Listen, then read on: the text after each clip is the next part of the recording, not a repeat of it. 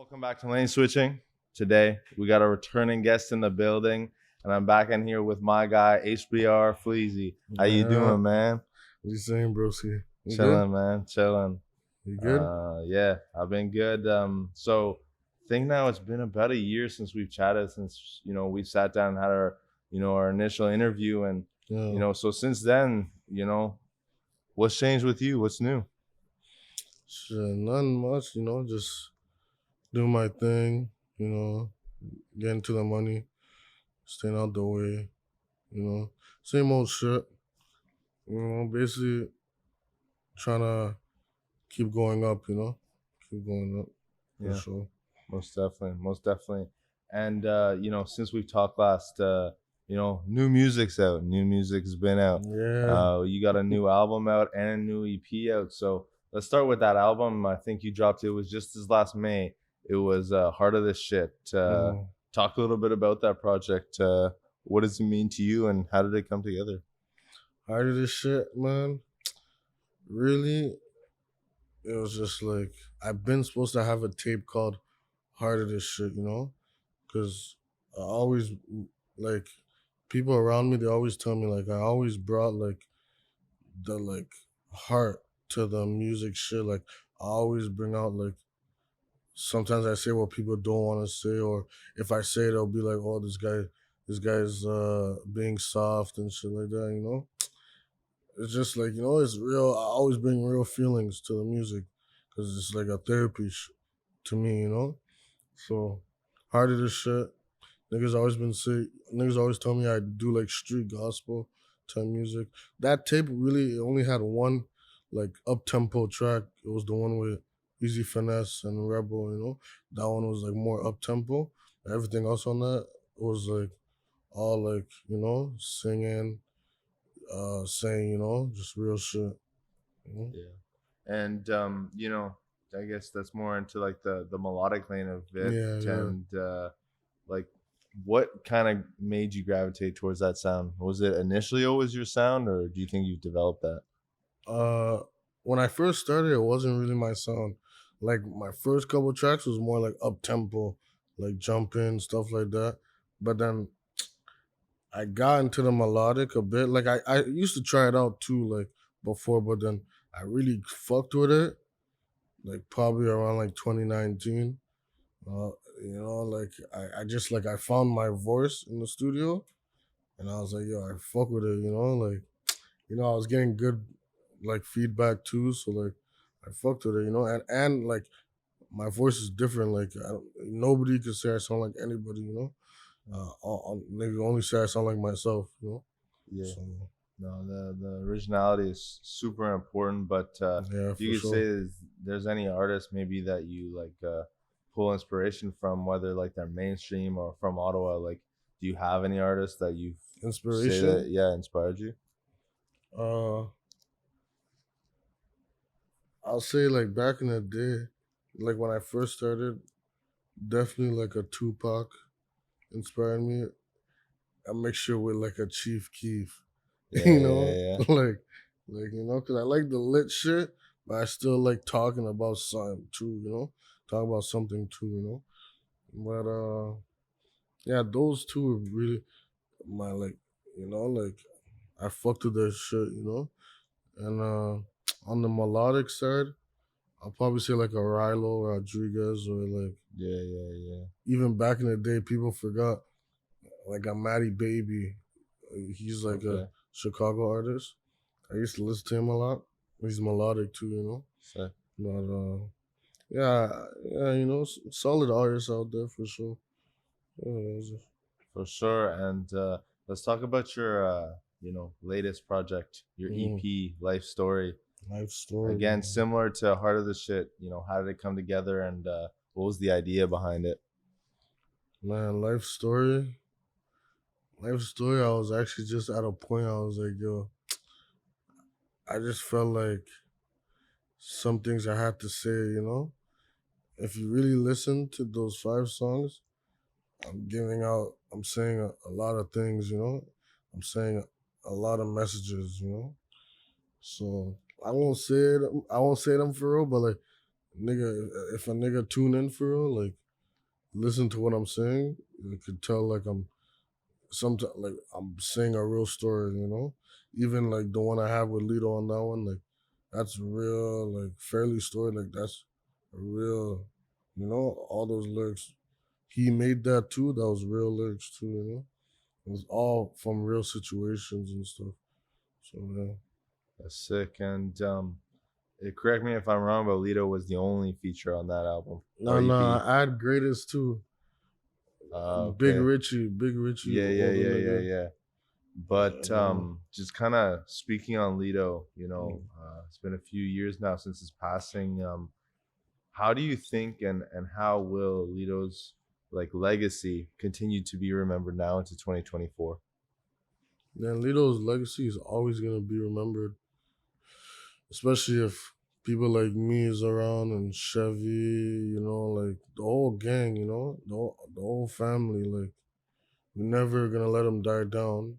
He still has endless music that like his second album is gonna come out, you know, Oh for shit. sure, you know. But not I'm not sure when, but we're definitely working on that with the family and shit. And yes, he has enough music to make like like 10 more albums, you know. Like that guy was a workaholic, so like people will never be able to forget him because we're always gonna put him back in people's faces, you know. So That's crazy. So he definitely has an influence, you know, like yeah, yeah, kids, younger kids that are rapping right now that are probably like around the age of like maybe like 15 to like 18, 19, they definitely know about Lito and for they sure. definitely used to listen to his music, you know. So people know what's up, you know. For sure. His first posthumous album was super dope. And Yeah. you're talking about potentially, you know, a second posthumous album. Hmm. How crazy, how big, just, you know, to give the people idea, is Lito's Vault? Like, Yo, that shit is huge, bro. Like I said, you could do like 10 more albums. If you want to do like an album with like 10 songs each, like yo, endless, fam. Crazy. That guy really was a workaholic, you know. He was always at the stew. And he was always, especially him, he be freestyling too, so he's lit, you know. for sure, for sure. And you know, for many different reasons, we see a lot of people in hip hop, especially in the city, come and go. You know, there's a lot of people who are consistently dropping music or whatever the case may be, and then Mm-hmm. you know, radio silence. Mm-hmm. For you yourself, have you ever considered quitting rapping? And if so, what was the reason? Sure. I thought about quitting. I thought about quitting my last project. You know, I'm not gonna lie. Like I thought about quitting my last project. That's why I named it Life Story. You know, kind of like a goodbye to the game. You know, but you know, I have too much brothers around me telling me I shouldn't stop. You know, especially since like I'm on like a pioneer in my generation type shit. You know, Yeah, but you know, I'm definitely, you know, definitely gonna pop out again, you know, but like, you know, definitely right now I'm just focused on like pushing my this tape and pushing like my brother's shits, my brother's music and stuff like that, you know, because yeah, they're going up either way, you know. So yeah, that's what's up. for sure, for sure. And you know, speaking about it, you definitely can say you are one of the pioneers of Southside Ottawa hip hop. Do you feel like there's a bright future for Southside Ottawa hip hop? And if you can mention any names, who are some you know, some youngins you're rocking with right now? That's for sure a future. I mean, like even not only the youngest, like the people that are still rapping from the south, they're always gonna keep it alive either way. But you know, there's a couple Southside youngins I see that lit. You know, like I seen a couple from Trappers. Yeah, The young Bossa, he's sick.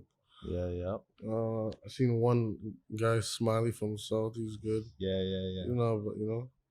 Like it's sick, you know. But I don't really like. I won't lie. Like a lot of, I don't know. I don't know a lot of like the youngins. Like a lot of the youngins, I don't really know them. You know, but they're all lit. Everybody's doing their thing. You know, everybody's getting it. It's good to see. You know that the South Side is never gonna die. You know, because there's always gonna be someone new coming. So Yeah. it's Do you good. think whether it's the younger generation tapping with the old or the old with the new, do you think that would be big for the South? Would potentially see the generations unite Wait, and say that see, again for me. like, kind of see like the youngins start working with Oh, the like old G's, or like people who've been around for at least a few years. yeah, that'll for sure be lit. I'll for sure do something with the young niggas. You know, even yeah, I'll for sure do that. I'll for sure do that. I'm pretty sure like, the guys would be down to do that too. Always, you know, we always support who supports us, but especially from our own side, always, you know, it's always gonna be love. You For sure, yeah, that would be super dope to see. And know? speaking just a bit more on just Ottawa hip hop, how do you feel the talent level has changed? Do you feel like it's kind of stagnant since 2019, or it's getting more talented? There's a higher level of competition out here. I think it's got more talented. I think it's got more talented. It's either yeah, I think it's got more talented, but back then it was like it wasn't really everybody rapping. That's why too. So like some people probably had talent and like we just didn't know because they're not rapping or doing nothing. But these days like everybody really a lot of people go to the studio even if they don't belong there. But some of them come out they're good, you know. Like I've seen someone like they go to the studio for the first time, and they record a good song, you know. So it's like, you know, I feel like it's more talented today. Like there's a lot of new energy, you know. Like I think Ottawa definitely has a nice little sound going on, you know. Definitely, and like not only like rap shit, like singing too. I see a few singers and shit. Like it's pretty lit out here. It's pretty lit. It's pretty lit. For sure, for sure. And just I guess speaking about like non hip hop artists, do you think in the future Ottawa will become a hub? Will become a place where people go to, not just go to just get a show and leave, but do you Mm. think you'll ever be able to have like an actual scene where it's like consistent music coming out, consistent artists that like people are tapping in with? Or do you feel like You that's mean already like there you mean now? like what do you mean like you mean like people consistent artists are getting signed out here and shit like that? Sure, but like also just a lot of people will blow up out of Ottawa and leave. Hmm. What do you think? What will be the change when people won't leave? When people will want to stay like other Shit, cities it in the has to be country? someone. It has to be someone that says fuck that loves Ottawa that much that changes it. Because for the most part, everybody just leaves. I mean, like I don't blame them. Shit, you know, like you've been here your whole life. Yeah, You know, I don't blame them, but it it is gonna take a one, two first people to say, fuck that. I got my deal. I'm lit. I'm staying in the city. I'm turning up the city. You know? You can I'll still turn up the city from where you're at though, from OT, but like I don't know. I feel like it'll be more lit if you're in the city for sure. But I don't know who's gonna be. I don't know who's gonna do that. You know, maybe my guys could. My guys might be do that. I don't know. 'Cause yeah, yeah. you know. But I'll be. That's a lit. That's a good question, though. That's a good question. For sure, because and no diss, obviously, but two-time, gets signed this past year by Polo G, and spends most of his time out in, it seems, LA. But it Mm. only makes sense because the talent and the people to connect with are just out there. The networking's on another level, where as this city doesn't have that infrastructure, so it's just not the Yeah. same. Nah, like that's like yo. Shout out him. That's lit. You know, Polo G's is a guy out here. We fuck with Polo G, but you know, I don't blame him. But shit.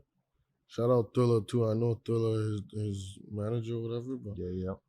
you know, I don't know. I feel that though. Like most people would just want to leave.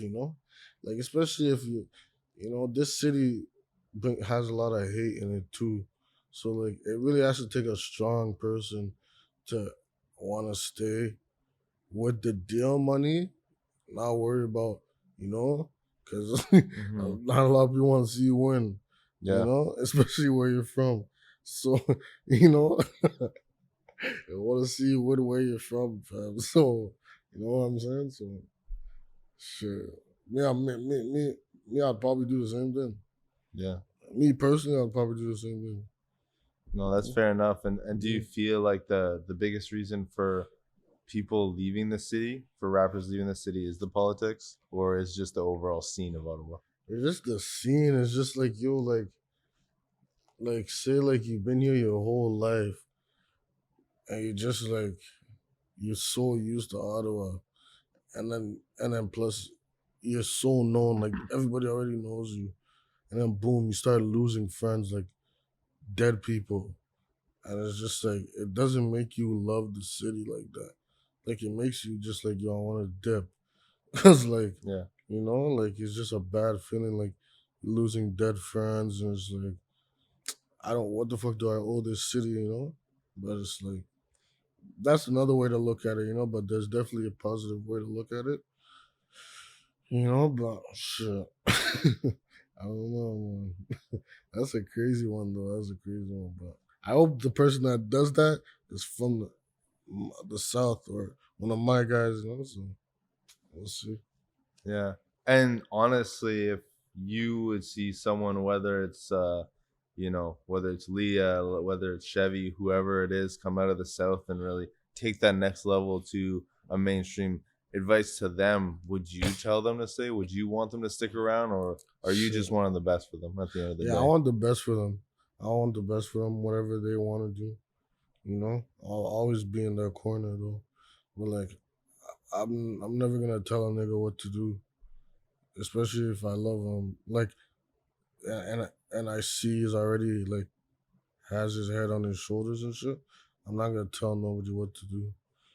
So unless the person's actually doing terrible decisions, I'm not gonna tell you what to do. So Yeah. No, that's totally fair.